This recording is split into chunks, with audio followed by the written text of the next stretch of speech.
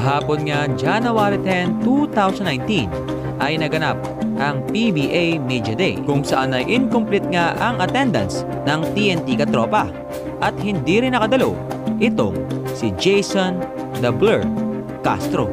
Kaya sa ating video, mga kabiboy, ay atin nga pong pag-uusapan kung bakit nga ba hindi dumalo itong si Jason Castro sa PBA Media Day.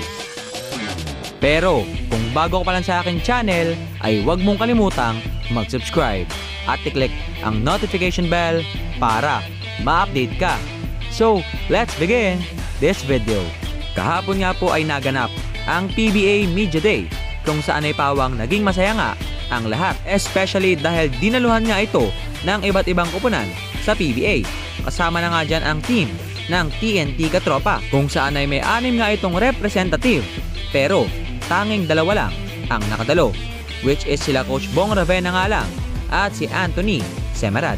At ang dahilan nga raw kung bakit hindi nakadalo ang ilan sa mga players nito, pati na rin si Jason Castro, ay dahil nga raw sa ginawa nilang one-on-one training na iminungkahi ni Mark Tickle, isang consultant mula sa TNT, kung saan ay tinapat pa talaga sa mismong araw ng Media Day. Kaya naman medyo nakakabastos nga dahil ang Media Day nga ay ang pagpapakita ng halaga sa ibinibigay na suporta ng mga media sa PBA. Kaya naman humingi ng paumanhin ang team manager ng TNT na si Gabby Cuy at nangakong iiwasang mangyari ulit ang pangyayaring ito.